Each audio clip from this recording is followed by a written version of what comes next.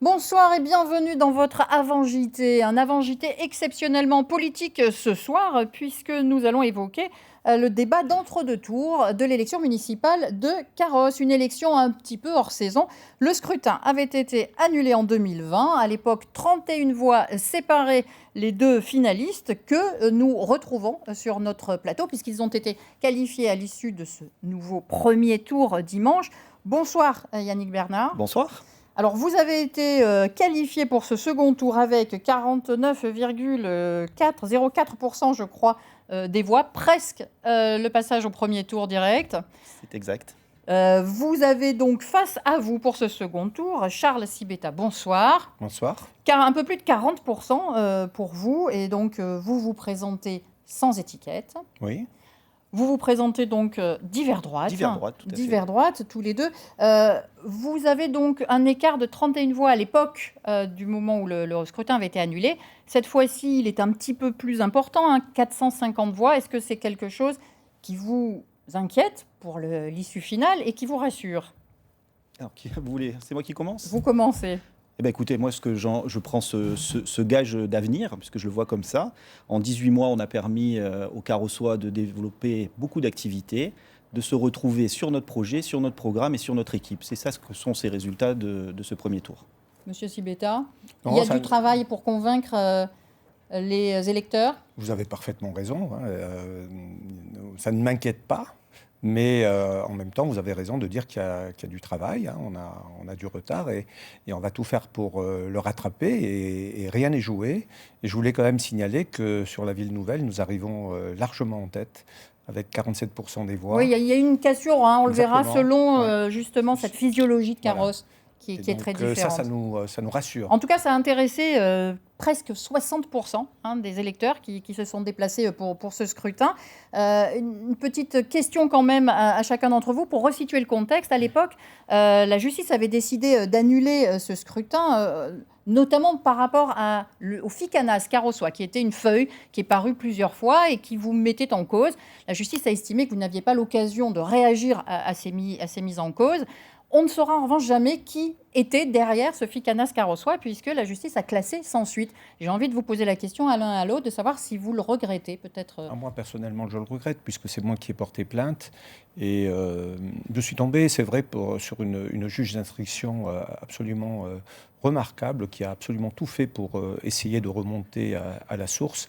Malheureusement, le site, c'était du WordPress et les Américains ne donnent pas d'informations. Pour savoir qui se cachait derrière, il fallait remonter des circuits, ça n'a pas été possible. Absolument. Et les mails, ils sont partis d'Allemagne. Et là aussi, donc, on va dire, toutes les infos ont été effacées parce qu'ils se sont rendus compte que là aussi, il y avait quelque chose qui n'était pas normal. Voilà. Je le regrette, mais en même temps, je remercie la justice d'avoir tout fait pour essayer de remonter à la source. De votre côté, ça aurait permis d'avoir une campagne après plus sereine ? Sans doute, moi je le regrette également parce que j'en suis la principale victime de ce Ficanas Carrossois.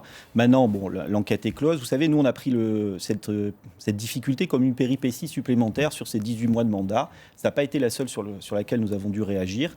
Et donc on se retrouve très sereinement aujourd'hui devant les Carrossois à la suite de cette publication. J'espère qu'il n'y en aura pas d'autres d'ici le soir du second tour. Oui, qu'il n'y ait pas une nouvelle annulation. En tout cas, ça ne viendra pas de nous parce que vous savez très bien que cet écart est lié à... Enfin, moi j'ai toujours dit à qui profite le crime, mais le crime profite à vous. En tout cas, en l'occurrence, la justice n'a pas pu trancher voilà. Et ça ne sera pas le lieu aujourd'hui parce que sinon, ça serait un autre nom d'émission.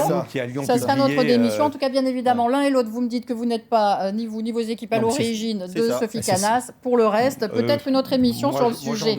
Sans étiquette, donc, pour vous, monsieur Sibetta. Vous, divers droite, j'ai envie de vous dire, Carros, on l'évoquait il y a quelques minutes, est effectivement une ville partagée, une ville nouvelle, une ville industrielle, une ville aussi avec des pavillonnaires résidentiels où les résultats ont été contrastés. Est-ce que ce choix de ne pas vous être allié ou être militant dans un parti est un choix qui permet aussi de convaincre plus largement dans cette ville contrastée ? C'est moi plutôt. Eh bien, écoutez... Après, vous répondrez tous les deux.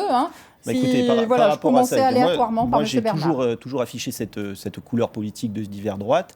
J'ai jamais développé une âme de militant. C'est la raison pour laquelle je me suis jamais rapproché ces dernières années, depuis 8 ans, d'un parti. Dans l'offre qui est aujourd'hui proposée au Carrossois, il y a des choses que je trouve intéressantes, notamment sur la droite de Valérie Pécresse, puisque je l'ai dit, c'est elle que je soutiens dans le cadre de mon mandat de conseiller départemental. Donc je suis très à l'aise vis-à-vis de ça. Très clair, rien à remarquer là-dessus. Et ça, des résultats du premier tour, j'ai envie de dire, ça correspond à l'attente des Carrossois. Ou du moins, je peux l'espérer. Moi, comme en 2014, je me présente sur une liste sans étiquette, tout simplement parce que je considère que dès qu'on a une étiquette, on exclut forcément ceux qui n'ont pas la même étiquette. Et moi, je suis là pour rassembler des Carrossoises et des Carrossois d'horizons différents, de sensibilités différentes, de croyances différentes. Et ce choix, il est vraiment fait pour ça, pour rassembler et non pas pour exclure. Je voudrais juste rebondir sur l'appartenance politique de M. Bernard d'hiver droite. Oui, effectivement, il soutient Valérie Pécresse, mais il faut savoir qui est-ce qui est aussi à côté de Valérie Pécresse. En fait, son principal soutien, c'est M. Éric Ciotti. Et je ne suis pas persuadé qu'au niveau national, en tout cas, ils soient complètement amis, mais bon.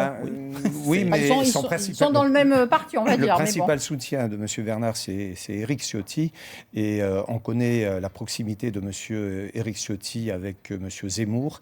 Et c'est ce qui explique pour nous une partie du siphonnage des votes de l'extrême droite à Carrosse, qui se retrouve avec un score particulièrement faible, 4 ou 5%. Il n'a jamais fait ça.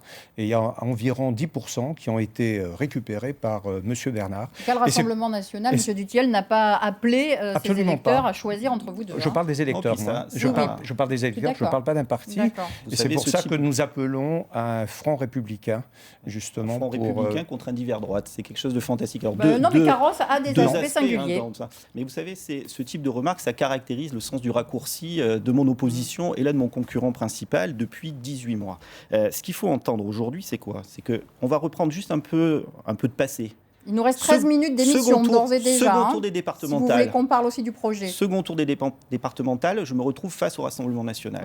Monsieur Sibetta était en lice. Il a été éliminé au premier tour. Il n'a jamais appelé à faire un front républicain contre le Rassemblement national à ce moment-là. Donc là, la ficelle est un peu grosse. Moi, je suis très convaincu de la capacité et de l'analyse politique que font les Carrossois de tous les quartiers pour justement, dès dimanche prochain, mettre un terme à toutes ces rumeurs. C'est un petit peu le but aussi de cette émission, qu'on découvre un petit peu plus aussi vos projets et les convictions que vous y mettez. Je voudrais qu'on parle d'un gros... Vous étiez déjà soutenu par M. Ciotti. Je pense qu'on pourrait faire beaucoup plus long avec vous. Merci. Je voulais qu'on parle, effectivement, on a dû faire des choix un peu restrictifs, mais néanmoins essentiels. Le centre médical pour Carrosse, c'est quand même essentiel aujourd'hui dans une commune comme la vôtre, je crois, qui n'est pas loin donc, des 10 000 habitants, un peu plus. Donc d'avoir des professionnels de santé. Je pense que beaucoup de communes seront confrontées à ce problème. Est-ce qu'effectivement, M. Sibetta, ce centre de santé, c'est vous qui l'aviez initié ? A priori, vous aviez des remarques à faire sur la manière dont ça a été fait. Est-ce que vous pouvez nous présenter ce projet et nous dire en quoi il vous semblait indispensable pour la ville de Carrosse ? Très bien, merci de me poser la question. Écoutez, dès 2014, il y a eu des études qui ont été faites par l'Observatoire régional de la santé qui a montré qu'il y avait des choses à faire, il y avait des manques à Carrosse. Et nous avons donc identifié ces besoins, préparé un projet, co-construit, je dirais même, ce projet à la fois avec des mutuelles, mais également avec les services de l'État, la sous-préfecture de Grasse, les 2 sous-préfets qui étaient présents, avec l'ARS, avec les professionnels de santé.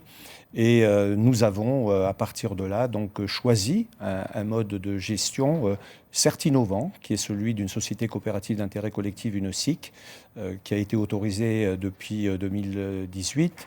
Et nous avons sorti ce bâtiment, on va dire, de terre avec près de 40% de subventions.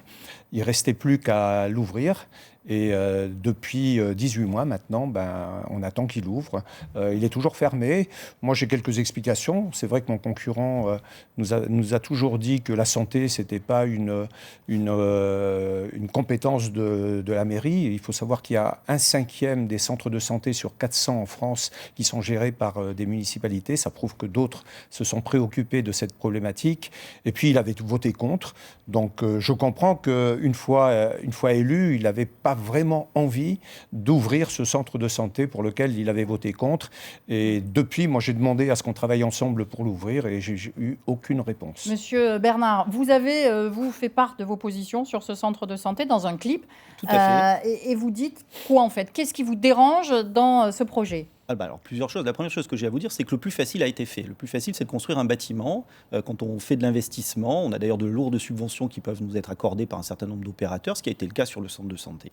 Donc la première étape, elle a été faite. Seulement, il a été oublié, et c'est là où il y a un vrai amateurisme, de mettre en place un business plan, un fonctionnement, un mode de fonctionnement pour ce centre de santé. Ce qui est proposé par mon prédécesseur, par exemple, c'est de travailler avec une mutuelle. Première problématique, la première mutuelle qui a été choisie pour l'accompagner, ils sont aperçus à la signature de la SIC, dont il vient de parler, que cette mutuelle n'avait pas l'agrément de l'ARS pour pouvoir gérer les centres de santé. Donc là, en termes d'amateurisme, on est pas mal. Deuxième point, la deuxième mutuelle qui vient, elle dit « Nous, on ouvre, pas de problème, mais c'est 1 300 000 € de déficit de fonctionnement pour ouvrir le centre. » Donc pour vous, la manière dont il était conçu, économiquement, n'était pas viable. Est-ce que vous, si vous êtes élu, elle était trop chère?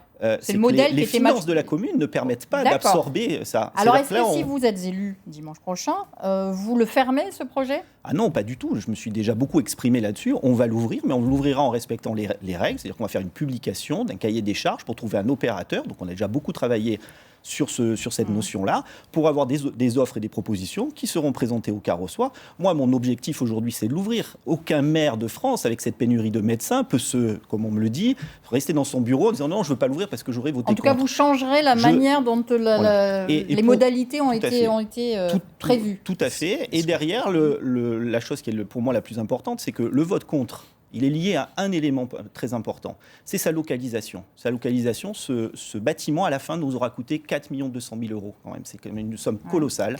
Il aurait fallu le mettre à un autre endroit. C'est la raison pour laquelle nous nous sommes toujours opposés. Ce qu'il a oublié de dire, c'est que du moment où il a été construit, on a voté la constitution de la SIC. Mais il fallait être très, très, très vigilant sur ce coût de construction. D'accord. Juste d'une phrase pour qu'on puisse aussi évoquer... C'est pas une phrase, vous savez, quand on nous traite d'amateurisme, on ne peut pas répondre en une phrase. Donc, et je m'inscris en faux sur tout ce qui a été dit.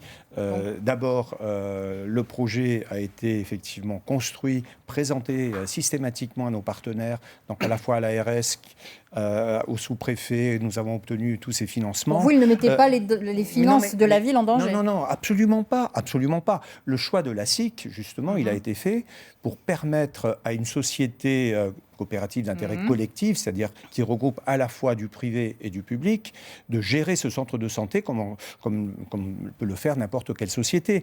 La SIC a été prévue avec un capital de 978 000 €.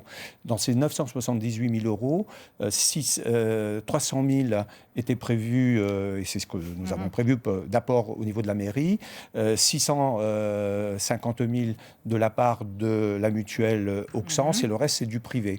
Alors, contrairement à ce que dit monsieur Bernard, tout ça, c'était prévu dès le départ. Et la mutuelle avec laquelle nous avions travaillé, qui était Solimut, faisait partie d'un groupe qui est le groupe Auxance. On n'a jamais changé... Sans rentrer forcément dans le détail. Non, mais voilà, c'est ça que je veux dire. On n'a jamais changé de mutuelle. C'est le même groupe. Et en 2020, il y a une directive européenne qui séparait les compétences des mutuelles de livre 2, des livres 3. Je ne rentre pas dans le détail, mais c'est Auxance qui a le livre 3. C'est Auxance qui gère 115 centres de santé en France, donc c'est pas n'importe quelle mutuelle. Vous voulez rassurer sur la faisabilité et le coût. Mais complètement. Vous savez, dans le modèle économique, c'était pas 1,3 million et l'investissement, c'est pas 4 millions. Non, dans le modèle économique, il y avait premier exercice déficitaire et deuxième exercice déficitaire, c'était autour de 300 000 €. Laissez-moi terminer, s'il vous plaît. Si on fait une bataille de chiffres, franchement, je pense pas que ce soit le moment de faire les additions. Et dès la troisième année, nous étions à l'équilibre. Donc c'est ça. Et la mairie n'avait rien rien à mettre de plus. Je vais vous mettre d'accord tous les deux, sans qu'on puisse rentrer dans les détails, puisque nous n'avons pas le droit de le faire. Nous savons qu'il y a eu une sorte d'audit par la Chambre régionale des comptes, comme ça arrive dans plein de communes, pour plein de projets, de décisions, sans dire justement le résultat, ce sera positif ou négatif. En tout cas, alors ça arrivera après les élections, mais en tout cas, ils présenteront effectivement leurs conclusions sur ce projet, entre autres. Donc on a bien compris vos deux positions, l'un et l'autre, sur cette priorité. Je voudrais juste rebondir là-dessus, madame. Mais vraiment d'une phrase. Oui. Sinon, parce que, effectivement, dans la vidéo que présente M. Bernard, d'abord, c'est une vidéo propagande réalisée avec les moyens de la mairie. C'est déjà scandaleux. Deuxièmement, c'est scandaleux. Ben non, c'est pas scandaleux du tout. Vous parlez de quelque chose qui est confidentiel, c'est doublement scandaleux. Et enfin, sans dévoiler quoi que ce soit, comme vous dites, c'était pas un audit sur le centre de santé, mais c'est sur un ensemble de un audit sur la gestion municipale. Tout à fait, comme ça arrive tout à fait pour normal. beaucoup de communes, et puis, ça ne présage de rien. La Chambre régionale des comptes n'a pas forcément raison sur tout. Je vais vous donner un exemple, un reportage qui a été fait par... On ne va pas faire du scénario-fiction d'anticiper sur ces résultats. Il nous reste 5 minutes, M. Sibetta. Si vous voulez qu'on parle du logement, c'est... Réalisé par France 2 sur les EHPAD, d'accord. Et la Chambre régionale des comptes dit, attention, ça coûte trop cher, il y a trop de personnel, etc. dans les EHPAD. Or, on voit bien que c'est... Et ils prennent comme référence une strate nationale. Oui, alors, on voit bien que c'est absurde, ce genre de raisonnement. On va dire que la Chambre régionale des comptes, ce sont des magistrats, ce sont des faits. On ne va pas aujourd'hui mettre éventuellement en cause et anticiper sur le résultat, M. Sibetta. Non, mais je veux dire, il ne faut pas se prendre ça comme J'ai bien compris, mais on n'a surtout pas le résultat pour l'instant, donc ce n'est pas la peine d'en parler. Je suis extrêmement serein sur ce sujet-là, ça c'est clair. Et moi aussi. Écoutez, on sera là pour suivre ce résultat et vous donner à nouveau la parole. La manière d'évoluer urbanistiquement aussi à Carros est essentielle. Monsieur Bernard, aujourd'hui, comment vous imaginez que Carros peut évoluer ? On a parlé de trop de logements, trop de béton, pas assez d'espace vert. Est-ce que vous nous dites, je suis réélu maire dimanche, je vais prendre des mesures pour qu'il y ait plus de verdure, de nature, moins de béton ? Alors ça a déjà été le cas, puisque pendant ces 18 premiers mois, nous avons pris contact avec la métropole et nous avons rendu beaucoup plus restrictifs les capacités de construction sur la commune. Je ne vais pas détailler les stratégies que nous avons mises en place, mais elles auraient pu être prises bien plus tôt également par mon prédécesseur, quand lui, qui a signé tous les permis qui sont sur les plans de Carros, a pu voir ce dérapage en termes de construction là-dessus. Moi, ce que je regrette, c'est que nous n'ayons pas anticipé, qu'on n'ait pas préparé l'avenir, notamment en termes d'infrastructures, d'écoles, de voiries, de trottoirs, de choses comme ça. Et c'est là où c'est très, très compliqué, en fin de compte, aujourd'hui. C'est que nous sommes obligés, nous, de rattraper ce retard-là. Alors, d'abord, si vous aviez été suffisamment vigilant, vous n'auriez pas voté en 2013 le plan local d'urbanisme qui est le document qui autorise toutes ces constructions. Vous l'avez fait en 2013 avec, comme maire à l'époque, M. Damiani. D'accord ? Or, je constate aujourd'hui que vous vous retrouvez d'ailleurs sur votre liste, puisque M. Damiani est 35e sur votre liste. Et j'en suis très fier. Et ça m'inquiète. Et j'en suis très fier. Et ça m'inquiète, parce que ça veut dire qu'à cette époque, c'est vous qui êtes à l'origine de l'urbanisation des plans, et là, tout d'un coup, vous vous retrouvez encore ensemble. Est-ce que ça veut dire que vous allez réduire, si vous êtes élu dimanche, vous allez confirmer le fait que les droits à construire, le plan d'occupation des sols sera restreint ? Magali, c'est pour ça que ça sera concret. La première chose que j'ai faite, c'est justement de réduire les possibilités d'urbanisation, parce que j'ai été élu sur cette base. Comment ? En agissant sur 2 critères. Le pourcentage d'espace vert et le taux d'emprise au sol. On l'a déjà fait, on l'a fait dès le départ. Sauf que, alors, dans le cadre de ce qu'on appelle une modification, sauf que sur le périmètre qui permet de faire des collectifs, ce n'était pas possible, parce qu'il n'y avait pas de pourcentage d'espace vert. Parlez-moi de l'avenir. Il n'y avait pas de pourcentage d'espace vert prévu. Qu'est-ce qui se passera à partir de dimanche si vous êtes élu ? Non, on l'a fait déjà. D'accord. On l'a fait dans le cadre du PLU métropolitain en 2019. Donc vous estimez qu'aujourd'hui, effectivement, les décisions qui ont été prises permettent de limiter le béton et de mettre plus de nature ? Oui, parce que j'ai empêché la construction de plus de 800 logements, d'accord, qui étaient autorisés par le PLU, voté par M. Bernard et M. Damiani, d'accord, et j'ai développé de l'agriculture, et j'ai mis 80% des plans de Carros en zone pavillonnaire, c'est-à-dire qu'on est passé du R+2 à R+1. D'accord, voilà. Donc 2 niveaux ça, c'est la réalité. Un niveau. Okay, absolument. Tout à fait, on a entendu. Il nous reste déjà qu'1 minute 40.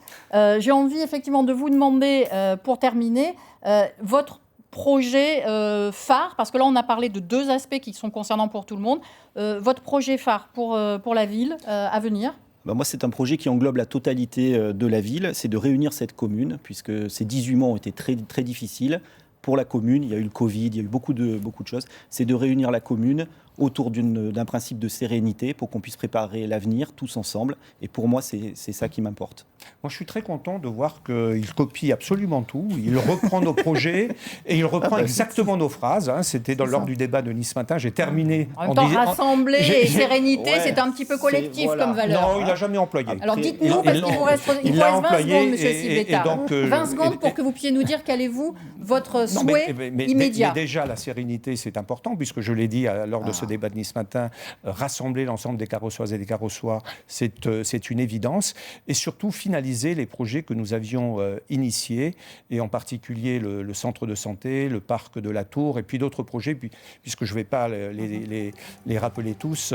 Voilà, rassembler, sérénité, et retrouver la confiance, faire participer les habitants à nos projets, co-construire nos projets ensemble, et faire de Carrosse retrouver cet état d'esprit de Carrosse qui est un état d'esprit où les gens se rassemblent et ne sont pas là pour être divisés. Merci à vous deux. Dimanche prochain, c'est le second tour et on vous redonnera bien évidemment la parole après les résultats. Merci beaucoup. Merci à vous.